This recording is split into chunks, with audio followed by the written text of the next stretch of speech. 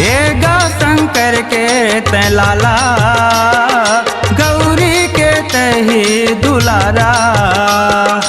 एगा तै शंकर के लाला, गौरी के तही दुलारा।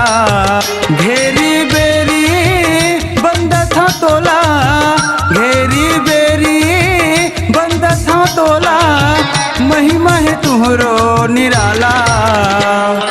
एगा शंकर के तै लाला, गौरी के तही दुलारा। एगा तै शंकर के लाला, गौरी के तही दुलारा।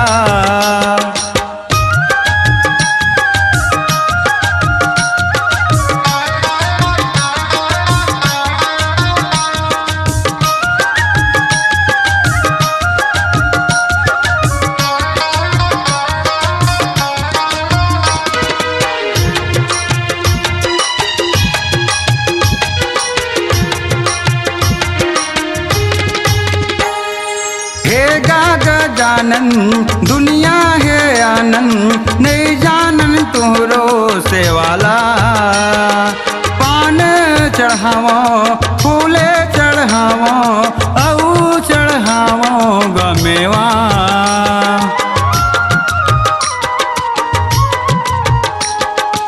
एगा गजानंद दुनिया है आनंद, नहीं जानन तुहरो से वाला।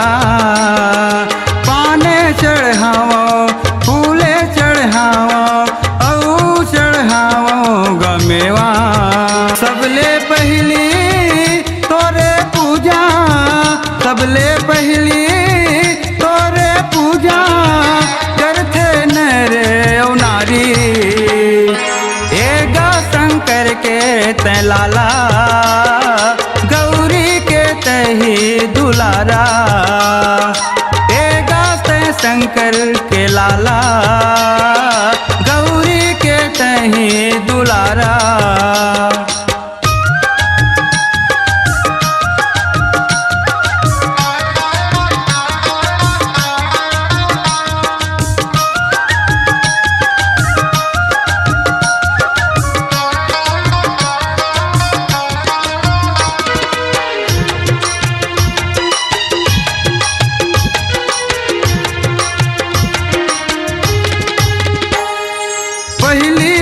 पूजा नहीं कोनो दूजा, टीका में तोला गुलाल।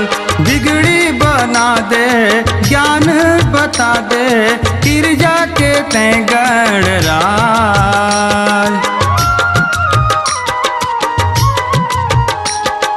पहली तोर पूजा नहीं कोनो दूजा, टीका में तोला गुलाल। बिगड़ी बना दे ज्ञान बता दे, गिरजा के तै गणरा। श्याम कार्तिक के तैहर भैया, श्याम कार्तिक के तैहर भैया, दाई दादा के प्राण प्यारा। एगा तै शंकर के लाला, गौरी के तही दुलारा। एगा तै शंकर के लाला, गौरी के तही दुलारा। घेरी बेरी बंद था तोला, घेरी बेरी बंद था तोला, महिमा है तुहरो निराला। एगा शंकर के तै लाला, गौरी के तही दुलारा। एगा तै शंकर के लाला, गौरी के तही दुलारा।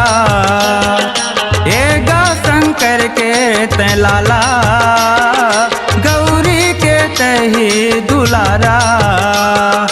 एगा तै शंकर के लाला, गौरी के तही दुलारा।